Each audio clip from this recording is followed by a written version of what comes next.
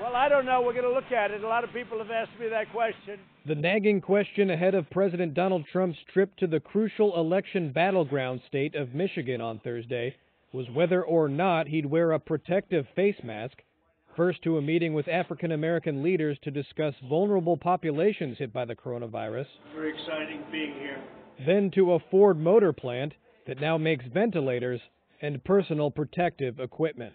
And as he did at similar facilities in Arizona and Pennsylvania, the president unsurprisingly opted not to wear a mask in front of cameras. Mr. President, there was a lot of interest about whether you would end up wearing a mask today. Could you just take us through your thought process of why you decided not to wear a mask? I had one on before. I wore one in this back area, but I didn't want to give the press the pleasure of seeing it. But no, where I had it in the back area, I did put a mask on. Why would you not be wearing it here, sir? Not necessary here. Well, everybody's been tested, and I've been tested. In fact, I was tested this morning, so it's not necessary. But the executives are wearing them. Well, that's their choice. What about the example that it would set for other Americans? Well, I think it sets an example. I think it sets an example both ways, and as they say, I did have it on. The president even pulled out a mask to prove he had one, but didn't put it on. Here's my mask right here, and I liked it very much. Honestly, I think I look better in the mask. I really did. I look better in the mask.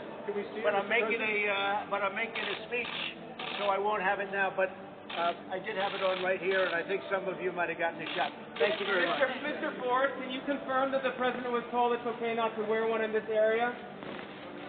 It's up to him. Before his visit, Michigan's Attorney General said if Trump didn't wear a mask during the tour of the Ford plant, he'd be asked not to return to similar facilities. Michigan's Democratic Governor Gretchen Whitmer, who has been a target of Trump, even encouraging anti-lockdown protests against her, moved to further reopen Michigan's economy on Thursday through a series of executive orders.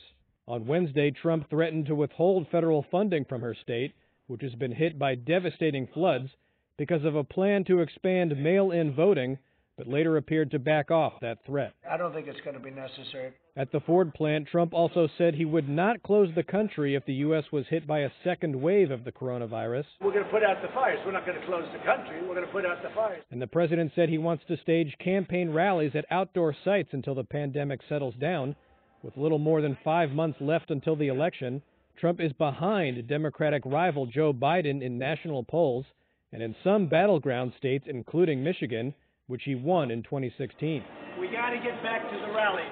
A senior campaign official said Trump was, quote, chomping at the bit to resume the rallies, adding that the campaign was aiming to hold a rally as early as mid-June.